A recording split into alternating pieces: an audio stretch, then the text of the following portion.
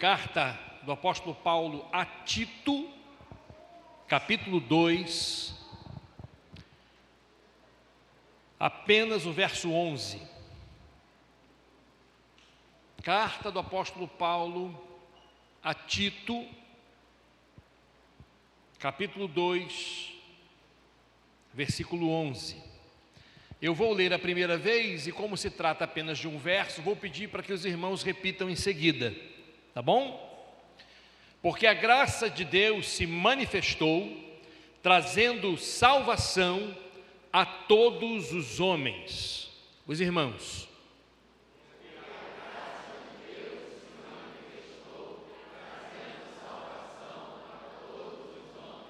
Vamos orar?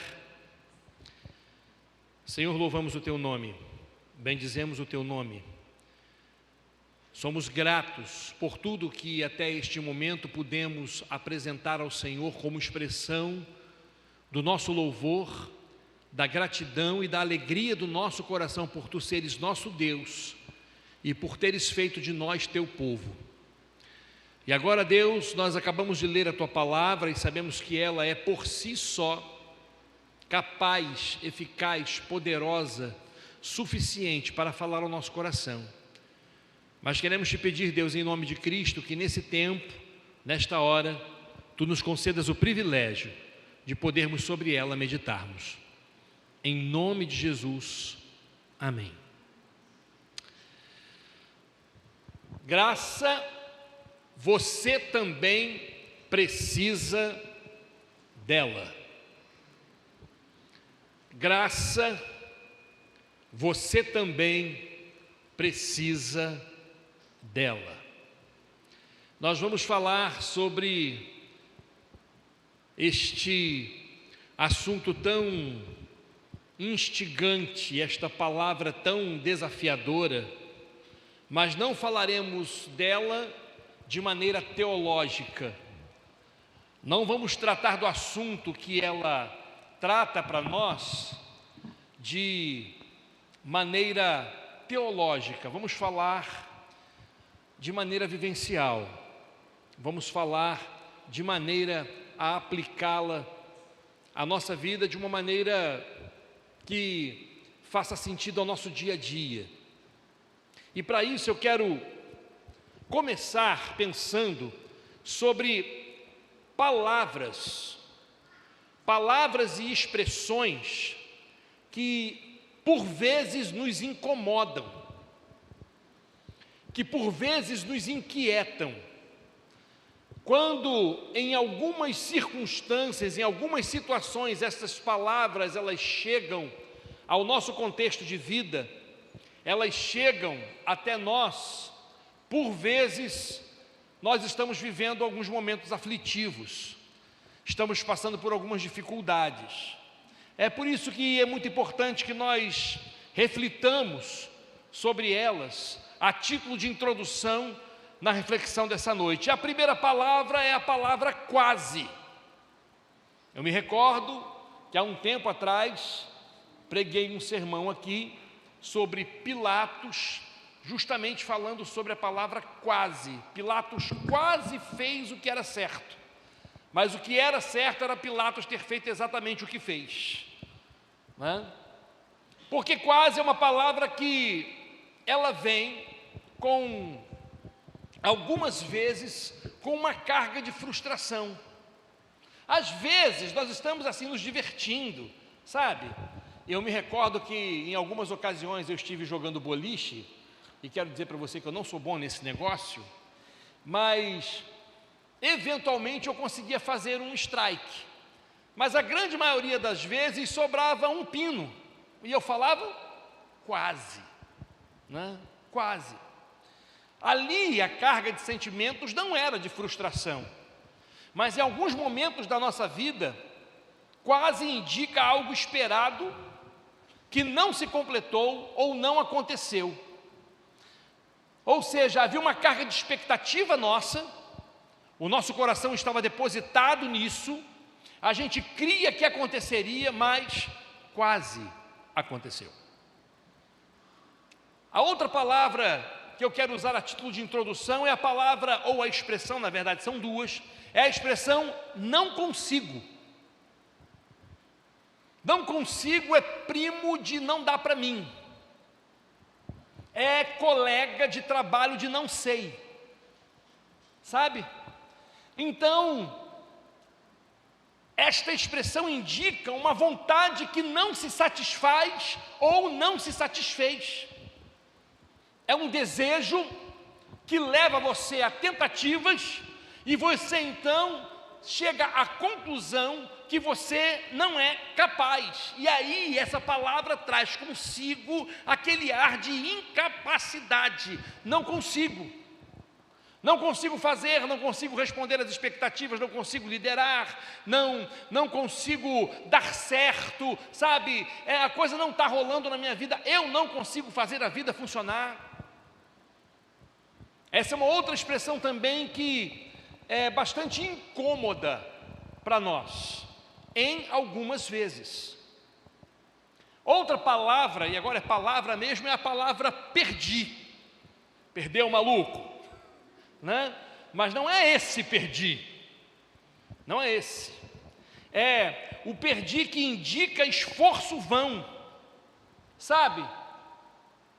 A constatação de um prejuízo assumido, e você dizer que você não ganhou, mas perdeu. E aqui tem uma carga muito forte de sentimentos para a gente, porque na verdade todos nós gostamos e trabalhamos para vencer. Vivemos para vencer, para ganhar, mas nós também sofremos perdas.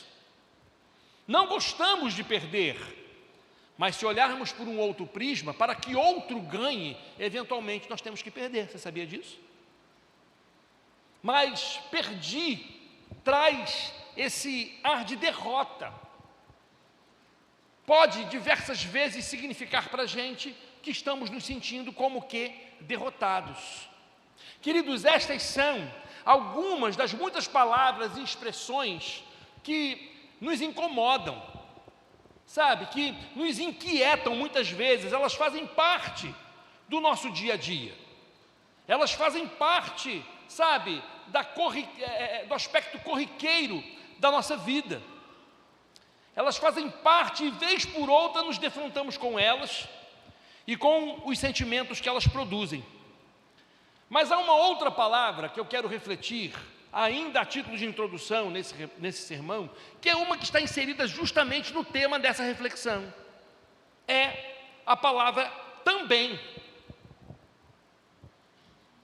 A palavra também, e o tema do sermão é graça, você também precisa dela. Também traz consigo um aspecto inclusivo, sabe? Traz para a gente, indica que alguém está fora e deve ser incluído nesse aspecto do nosso sermão, da nossa reflexão nessa noite. Também vai indicar valorização, vai transmitir, comunicar valor, sabe? Porque na verdade indica que alguém que era desprezado está sendo valorizado e nós queremos ele também. Por que não? Por que fulano, cicrano e beltrano, e por que não ele ou ela? Não, queremos ele e ela também. E também pode significar também, expressar também um aspecto de consideração. Indica que alguém ignorado precisa ser inserido e considerado. E aí, no caso do assunto e do tema da nossa reflexão, também vai indicar que quem tem deve repartir, e também indica que quem possui deve partilhar. Do ponto de vista do Evangelho, de Jesus, também é um instrumento que a gente chama de fustigador de Deus na vida dos seus filhos, de Deus na vida da sua igreja, de Deus no meio dos crentes. Também possui um correspondente bíblico, uma palavra que em especial o apóstolo Paulo usa com inspiração única e que encontra fundamento nas palavras salvadoras de Jesus nos evangelhos. É a palavra todos. Porque a graça de Deus se manifestou trazendo salvação a todos os homens. E não apenas alguns homens. Portanto, também e todos estão diretamente ligados e tratando deste assunto, porque é para todo mundo, para que haja valorização, para que haja consideração, para que haja inserção, para que haja aceitação, e tudo isso é graça.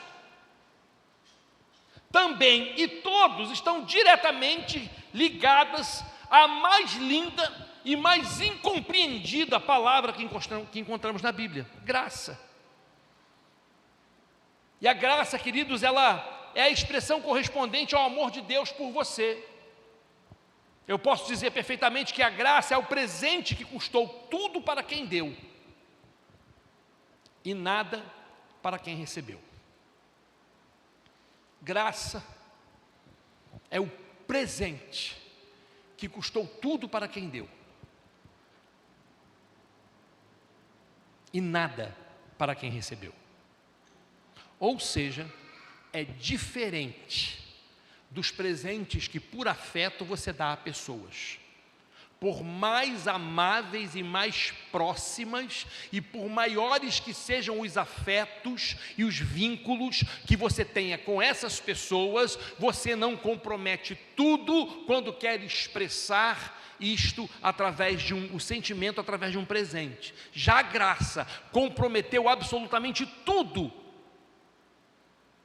É um presente que custou tudo para quem deu e absolutamente nada para quem recebeu. E aí, eu quero avançar agora, porque esse conceito de graça para nós se perde se a gente não conseguir pegar alguns casos que possam ilustrar, que possam desenhar, sabe, que possam refletir para a gente o que o apóstolo Paulo em Tito quis dizer para a gente quando disse que a graça se manifestou, a graça de Deus se manifestou, trazendo salvação a todos os homens. A gente vai lembrar de alguns episódios em que ela se manifestou de forma visível e transformadora. E a pergunta para a nossa reflexão é a seguinte: por que você também precisa da graça? Por que você precisa dela? Então agora eu tenho 3 reflexões para fazer com você, acerca de 3 episódios que nós temos na Bíblia, para que a gente possa compreender por que é que a gente precisa da graça de Deus. E a primeira afirmação que eu quero fazer é que eu preciso da graça do Pai, porque a graça do Pai acredita em quem ninguém mais acredita.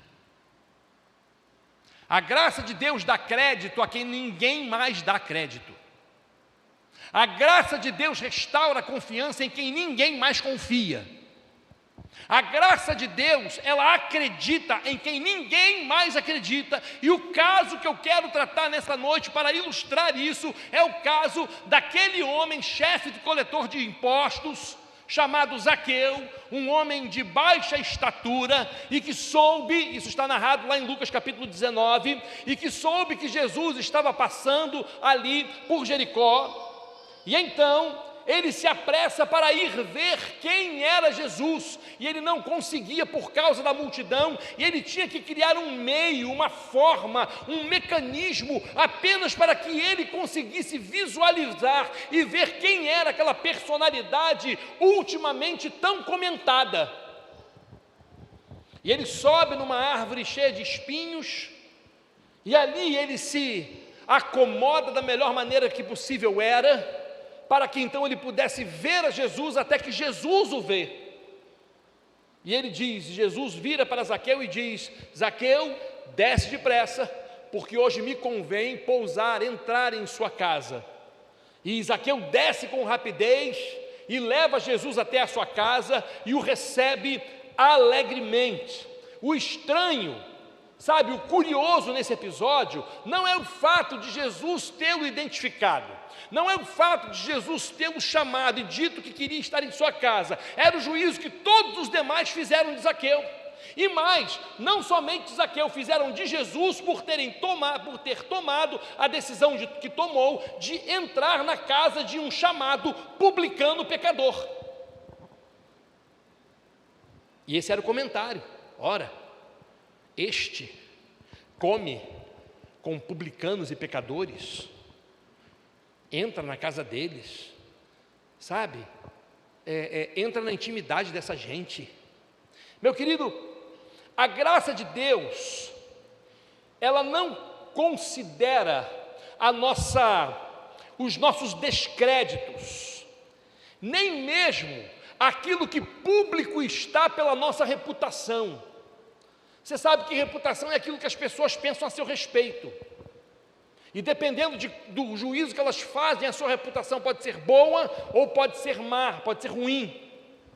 Já caráter é aquilo que você é, e é aquilo que Deus enxerga. E Deus quer que as pessoas estejam cada vez menos preocupadas com a sua reputação e cada vez mais preocupadas com o seu caráter. Mas tem pessoas que estão cada vez mais preocupadas com o exterior, preocupadas com a imagem, preocupadas com o rótulo, preocupadas com o invólucro, do que com aquilo que é o conteúdo interior, sabe, que é o que vale. E ali aquelas pessoas julgavam a Zaqueu, e Jesus então desconsidera toda a impopularidade de Zaqueu, todos os comentários restritivos sobre Zaqueu, e ele vai e entra na casa daquele homem. A graça de Deus não considera os nossos descréditos. A graça de Deus, ela não considera os nossos desabonos, não. Ela olha para mim e para você, não influenciada pelo que dizem ou pelo que você de fato, quem sabe, seja, mas olha para você pelo viés daquilo que você será e viverá, pelo viés daquilo no que você pode se transformar. Ou seja, se a graça de Deus, se ninguém acredita em você, a graça de Deus acredita, e o Deus da graça acredita. Essa é a questão. O resultado daquele encontro foi que Zaqueu chega, abre o seu coração para Jesus, e ele diz o seguinte: Senhor, se em alguma coisa, olha, eu dou metade dos meus bens aos pobres, e se em alguma coisa tenho defraudado alguém, eu lhe restituo quadruplicado. O resultado foi Jesus dizer: hoje veio salvação a esta casa, pois também este é filho de Abraão. Porque o Filho do Homem veio buscar e salvar aquilo que se havia perdido. Ou seja, a salvação chegou para todos os homens. Zaqueu, inclusive, a despeito daquilo que pensavam dele, a despeito daquilo que diziam dele, a despeito daquilo que era senso comum, que era conhecido de todos sobre ele, Jesus desconsiderou todas essas questões, porque ele sabia que Zaqueu era uma pessoa, era única e especial por conta de ser ele, Zaqueu, carente, não do crédito meramente humano, mas da possibilidade que vem no crédito de Deus de ter a sua vida transformada. Ou seja, eu não sei exatamente o que as pessoas estão dizendo a seu respeito, pensando sobre você, que juízo fazem sobre você. Eu não sei nem mesmo qual é o juízo que você faz sobre você. Porque às vezes o juízo que nós fazemos sobre nós é um juízo extremamente depreciativo. Nós somos os primeiros, muitas vezes, a dizermos o seguinte: não, eu preciso melhorar em algumas coisas, eu preciso ajustar algumas coisas, e quem sabe pense até o seguinte: olha, Deus não vai querer me receber desta forma. Todos esses argumentos são para satisfazer um medo que há e uma insegurança que há no nosso coração, porque estes argumentos são completamente e totalmente inúteis para Deus, porque a graça de Deus os desconsidera por completo. Por completo. Ou seja, ele acredita, ainda que ninguém mais acredite. Olha para mim. Jesus acredita em você, na pessoa que você pode se tornar, nas coisas que você ainda pode viver, ainda que ninguém preveja isso para a sua vida. Porque você sabe, muitas pessoas fazem previsões extraordinárias sobre nós, como por exemplo, isso aí não vai dar em nada, não vai ser nada na vida. Quem? Isso aí? Vai acabar morrendo de cirrose hepática. Isso aí está com a vida curta, está envolvido com tráfico, daqui a pouco virou estatística. Essa aí, esquece ela, enrolada pra caramba. E aí por aí vai, sabe? Essas são as previsões que as pessoas fazem, e Jesus não. Jesus olha e Ele diz para a gente, não, peraí, não, você pode se tornar uma filha extraordinária, você pode se tornar um servo poderoso, você pode se tornar alguém que vai glorificar o nome de Deus, e vai ainda viver alegremente para a glória dEle, sabe, aquilo que ninguém vê, eu vejo, o caminho que ninguém enxerga, eu enxergo, aquele em quem ninguém mais acredita, eu acredito. Eu poderia, por exemplo, citar alguns testemunhos aqui, não vou fazer para preservar a imagem das pessoas. Essa semana mesmo tive encontro com homens, alguns testemunhos surgiram daquilo que era, e só a graça de Deus para ter feito o que fez, aleluia. Louvado seja o nome de Jesus. A graça acredita em quem ninguém mais acredita. Segundo lugar,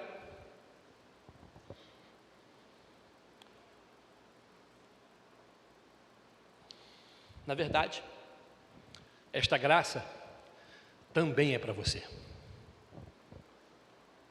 Esta graça também é para você. Segundo lugar,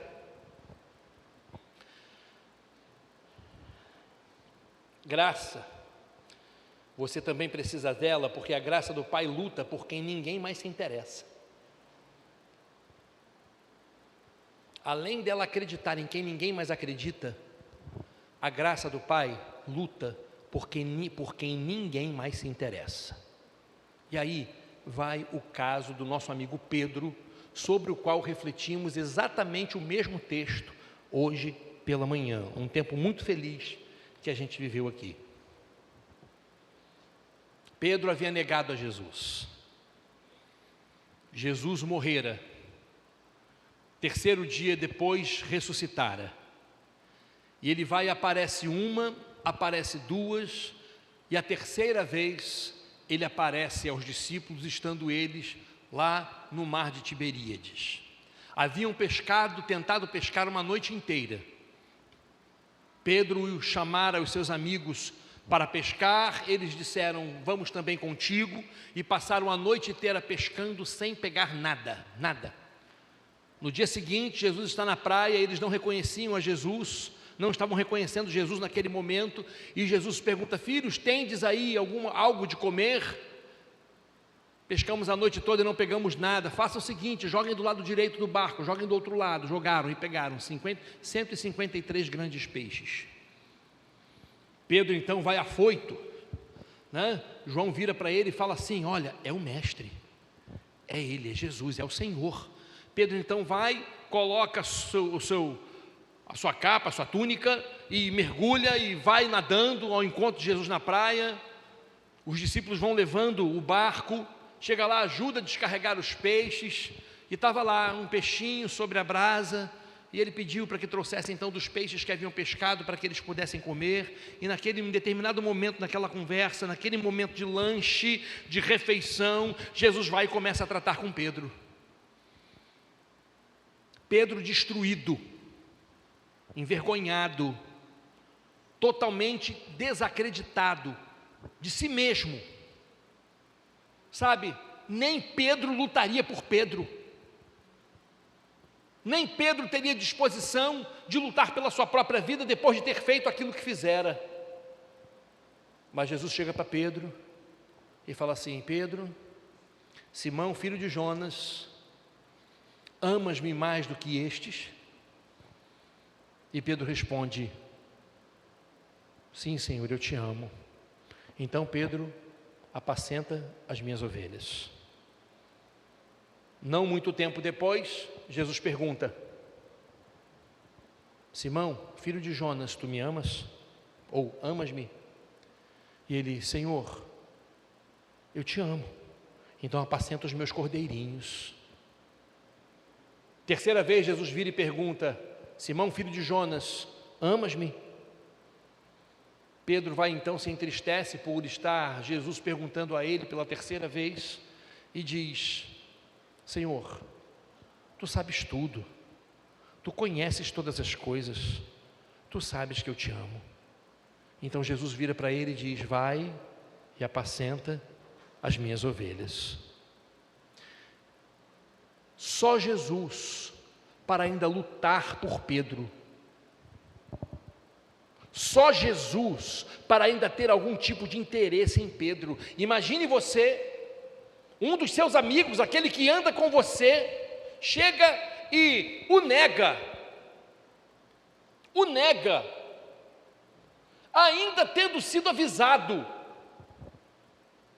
e por conta daquela negação, ele também o abandona, porque foi exposto publicamente. Certamente você é um deles, você andava com a caravana deles. Não, eu não o conheço, nunca vi tal homem. E daqui a pouco: sim, eu vi, você estava com ele. Não, moça, você está enganada, eu não estava com ele. Certamente você é um deles, nunca vi esse homem. E o galo canta.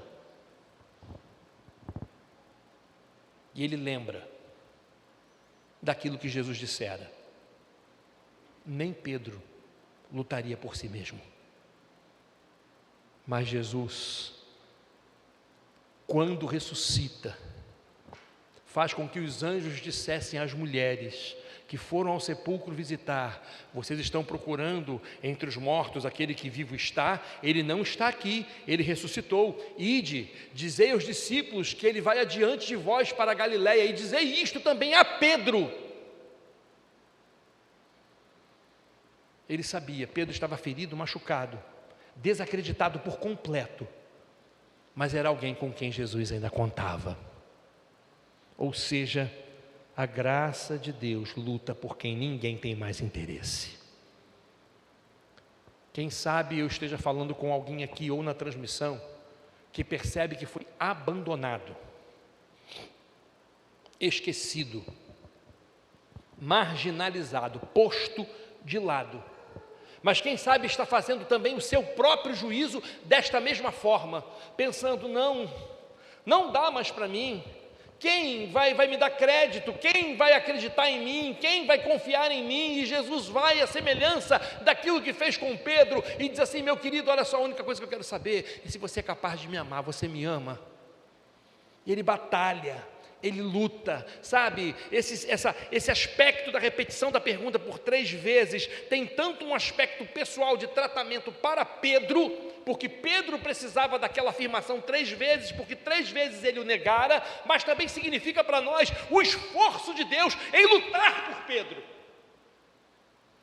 em passar por cima de qualquer tipo de sentimento e vaidade meramente humanos, porque amava Pedro e se interessava por ele. E por isso ele faz a pergunta: 1, faz 2, faz 3 vezes, foram suficientes. Se tivesse que fazer 10, faria. Por quê? Porque a graça de Deus luta por quem ninguém mais se interessa.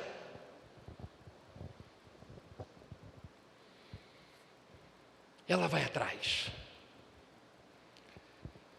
A graça não desiste de você por causa dos seus erros. Também não desiste de você por causa das decepções que você causou. Falhas não invalidam ninguém diante da graça. Ela continua crendo que você pode se reerguer. Aleluia. Ela continua crendo que você pode se reerguer, e para isto ela se dispõe a colocá-lo de pé. Não importa o que aconteceu, ela luta por você. Essa graça também é para você. Esta graça também é para você. Será que eu estou falando com alguém aqui nessa noite? E em último lugar, além da graça acreditar em quem ninguém acredita e lutar por quem ninguém se interessa, ela também perdoa quem ninguém mais perdoa. ela perdoa aquilo supostamente imperdoável. E aí nós vamos para a parábola do filho pródigo. Lucas capítulo 15. Há um tempo atrás preguei uma série de sermões aqui intitulada Perdidos e Achados, Achados e Perdidos, ou Achados e Perdidos, Perdidos e Achados, não me recordo agora qual era a sequência. E refletimos sobre as parábolas de Lucas 15, a ovelha perdida, a dracma perdida e o filho pródigo. E você lembra daquele episódio? É uma história que Jesus conta para ilustrar uma verdade espiritual. Certa vez o filho chega, um pai tinha 2 filhos, e certa vez o mais moço chega e diz para ele: pai, dá-me parte da herança que a mim me cabe. Quando não lhe cabia parte alguma. Então o pai vai e lhe divide a parte que lhe cabia, e depois ele pega e viaja para um lugar distante, para ficar bem distante dos olhos do pai, bem distante da influência do pai, bem distante daquilo que seria o monitoramento que o pai pudesse ter sobre sua vida. Vai para longe, e lá diz a Bíblia, ele vive de maneira dissoluta, ele se entrega à dissolução, ele se entrega à carnalidade, e ele então se entrega a todos os sentimentos e comportamentos mais vis, e vai acabando o dinheiro, consumindo aquele dinheiro, até que enfim o dinheiro acaba. E quando o dinheiro acaba, ele começa a padecer fome, ele começa a procurar trabalho, e ninguém lhe oferecia nada, até que alguém vai e lhe oferece o emprego de cuidador de porcos. E diz a Bíblia, Jesus contando na parábola, que certa vez alimentando os porcos, ele olhando a comida que os porcos comiam, ele desejou comer a comida dos porcos e fez a seguinte reflexão: olha, os funcionários do meu pai têm abundância de pão, e eu aqui padeço necessidade. Levantar-me-ei e irei ter com meu pai, e vou dizer-lhe da seguinte maneira: pai, olha só como é que era a situação, pai, não precisa me aceitar como filho, trata-me como um dos teus funcionários. Ele mesmo já tinha completamente aniquilado a condição de filiação dentro da história, tamanha ofensa que ele provocara ao coração de seu pai. E ele volta, e voltando, onde estava o pai? O pai estava no portão da fazenda. E ali no portão da fazenda, o pai observando e vendo aquela poeirinha vindo no final da estrada, e ele imaginando: é o meu filho. E ele parte então, vai ao encontro do seu filho, se lança ao pescoço dele, o abraça, o beija, feliz, porque aquele que estava morto reviveu, aquele que estava perdido foi achado. E ele traz e diz assim: olha, vamos, ponham sandália nos pés deles, anel no dedo, bota uma roupa nova, matem o bezerro cevado, porque nós vamos celebrar ao Senhor, porque aquele que estava morto reviveu, e aquele que estava perdido se achou. Eu fico pensando no tamanho da ofensa daquele tempo. Aquele menino não poderia ter voltado jamais, e aquele pai jamais o perdoaria, aquele pai jamais o restauraria. Ou seja, a sua ofensa era totalmente imperdoável. O tamanho da agressão que ele causara ao coração do pai era algo grave demais. Ele matou o pai em seu coração ao pedir a herança, porque a herança só seria dividida depois que o pai morresse. E quando ele pede a herança ao pai, ele estava dizendo: pai, para mim o senhor já morreu, me dá a parte que me cabe, porque eu vou embora, vou pegar o boné e fui. Mas ele volta, e quando ele volta, sabe o que acontece? Ele não encontra um pai com a correia, ele não encontra um pai armado, ele não encontra um pai cheio de argumentos para exigir explicações, ele não encontra um pai que quer pagar na mesma moeda, não, ele não encontra o pai que quer penalizá-lo, sabe, ele não encontra um pai que quer pegá-lo e colocá-lo numa função, sabe, tão horrível, tão baixa, para que ele aprendesse a lição. Toda a lição já fora suficientemente ensinada quando vivera longe do pai. Agora era o tempo da restauração, e o pai decidiu: eu perdoo.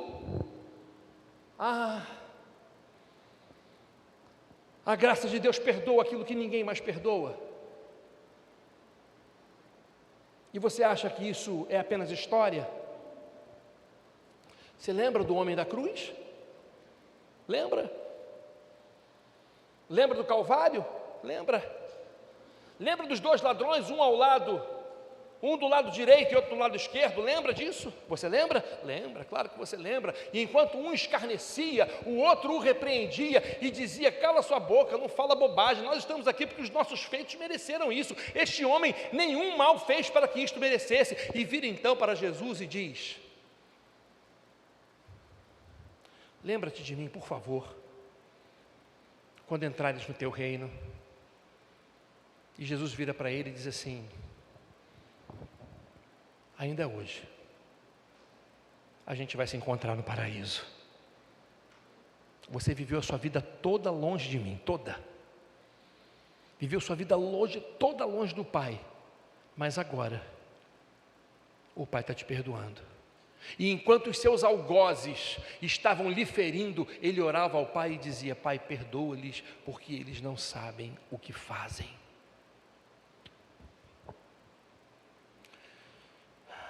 Sabe o que eu aprendo com isso?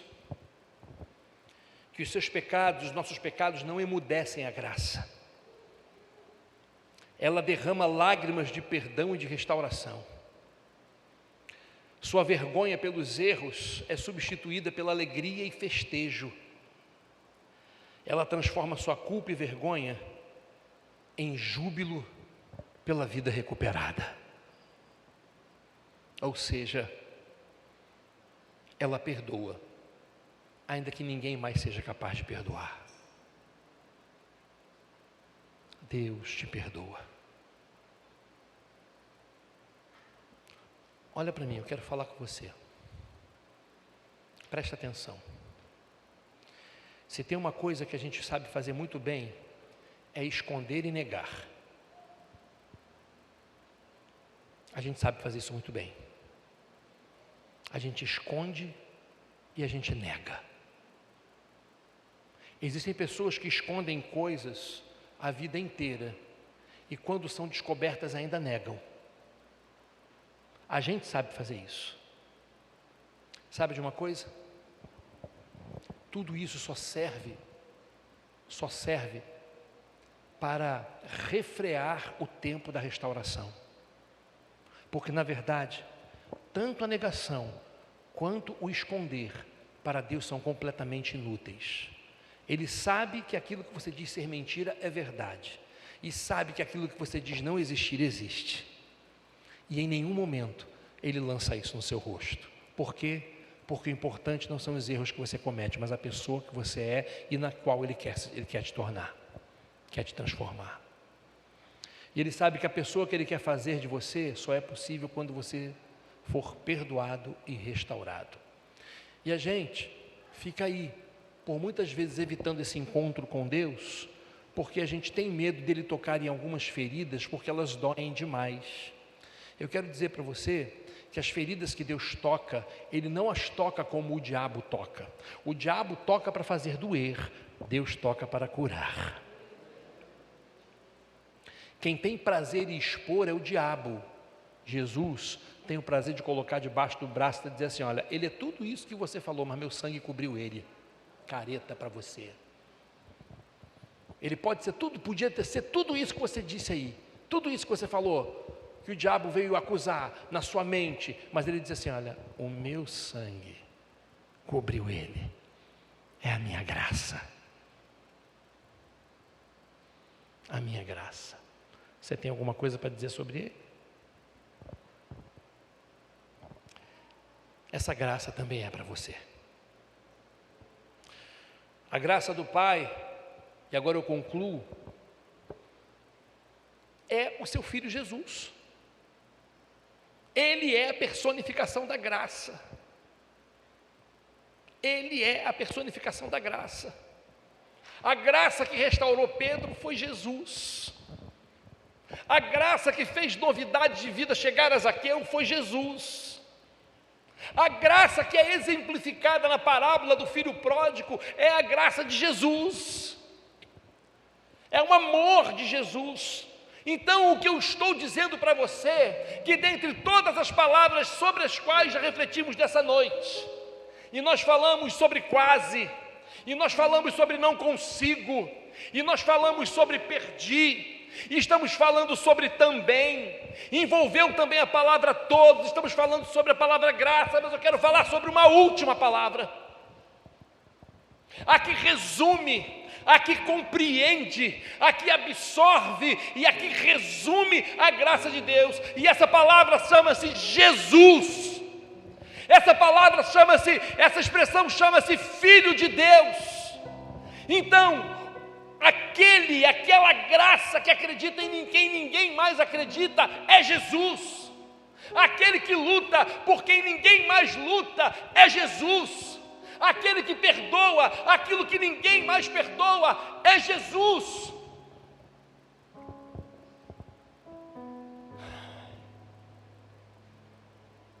Só Jesus. Só Jesus. E aí, eu me recordo daquilo que o profeta Isaías profetizou sobre esse próprio Cristo, sobre este Jesus. E a Bíblia diz que certa vez Jesus estava numa sinagoga e foi-lhe dado a ler um dos livros do Velho Testamento, e era o rolo do livro do profeta Isaías. E o que ele leu foi o seguinte: o Espírito do Senhor está sobre mim, porque o Senhor me ungiu para pregar boas novas aos quebrantados, enviou-me a curar os quebrantados de coração, a proclamar liberdade aos cativos e pôr em liberdade os algemados, a consolar todos os que choram e a pôr sobre os que em Sião estão de luto uma coroa em vez de cinzas, óleo de alegria em vez de pranto, vestes de louvor em vez de espírito angustiado. Este é Jesus, e ele diz: hoje cumpriu-se esta escritura.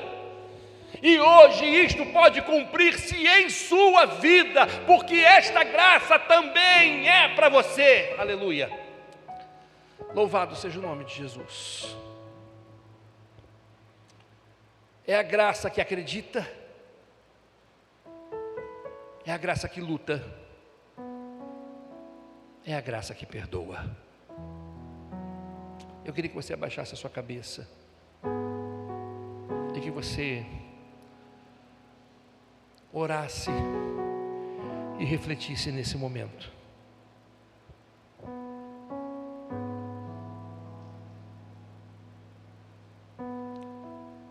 Porque de repente é um quase que vai fazer com que você saia daqui sem a graça de Deus. De repente é um perdi, que você vai falar lá fora por dizer: perdi a oportunidade.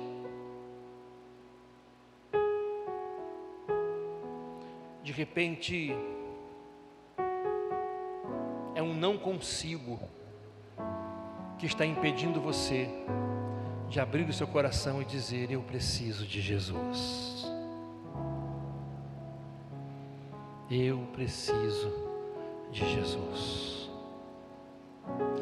Só que nessa hora ele diz: olha, essa graça também é para você. E essa graça é para todos, em especial aqueles que creem. E essa graça é meu filho Jesus. E agora é o momento. Você pode ser restaurado como Zaqueu foi. Você pode ser restaurado como Pedro foi. Você pode ser restaurado como o símbolo do filho pródigo foi.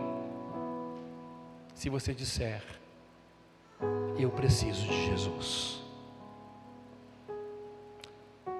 E a minha pergunta nessa noite é essa: você precisa de Jesus e de sua graça, e quer dizer: Senhor, nem eu mesmo acredito mais em mim, mas se o Senhor acredita, eu quero sua graça. Nem eu mais quero lutar por mim, mas se o Senhor luta por mim, eu quero a sua graça. Nem eu consigo me perdoar, mas se o Senhor me perdoa, eu quero a sua graça. Eu quero Jesus. Em nome de Jesus, há alguém que deseja isso? Levante uma de suas mãos, onde você estiver, que eu quero orar por você, que eu quero colocar a sua vida diante do Senhor. Retire o seu coração das coisas que aconteceram, das palavras que foram ditas, dos erros que foram cometidos, e coloque tudo sobre Jesus, porque é Ele quem diz: vem a mim, que eu vou te aliviar. Você que está cansado, eu te alivio. Há alguém nessa noite que deseja fazer isso? Levante uma de suas mãos, onde vocês, Deus te abençoe, minha querida, pode baixar, louvado seja o nome de Jesus. Há mais alguém nessa noite que deseja fazer isso? Eu preciso de Jesus. Levante uma de suas mãos, onde você estiver, que eu quero orar por você. Eu quero colocar a sua vida diante do Senhor. Quem sabe há algo da sua vida muito mal resolvido no seu coração. Isso te maltrata, isso te faz sofrer, mas Jesus quer entrar agora para resolver exatamente isto, para que você possa ter paz e contentamento e saber que Ele está te dando uma oportunidade de uma caminhada nova com Ele. Há alguém aqui nessa noite que deseja e precisa disso? Levante uma de suas mãos, onde você estiver, que eu quero orar por você. Eu preciso, Senhor, eu preciso. Tem coisas que não saem da minha mente, tem coisas que marcaram a minha história, mas agora eu quero lançá-las sobre o Senhor e me apropriar da sua graça. Em nome de Jesus, alguém? Há mais alguém? Deus te abençoe, pode baixar, louvado seja o nome de Jesus. Há mais alguém? Em nome de Cristo, levante uma de suas mãos, eu quero orar por você. Você que está na transmissão, você pode escrever aí no chat: eu quero Jesus, eu quero a graça de Jesus, eu quero. Vamos orar, vamos ficar em pé e vamos orar por estas vidas preciosas, em nome de Jesus, em nome de Jesus.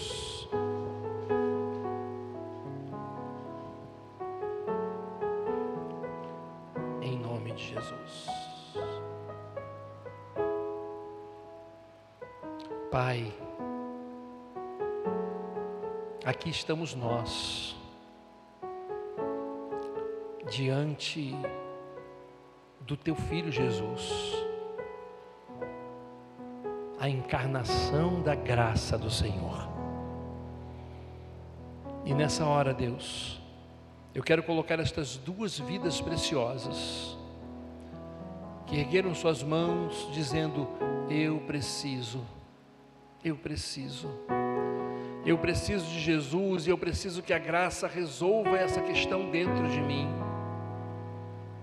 Eu peço, Pai, em nome de Jesus, visita estas duas vidas, abençoe-as e restaure-as para a glória e o louvor do Teu nome. Oro também, Pai amado, por aqueles que na transmissão nos acompanham, e te peço, Deus, que também sejam abençoados e visitados pelo Senhor. E nós que aqui estamos, Senhor, dá-nos, Senhor, visão espiritual, para que nos apropriemos da Tua graça e desfrutemos da restauração que ela traz para as vidas de todos nós. É assim que eu oro, Deus, em nome de Jesus. Amém.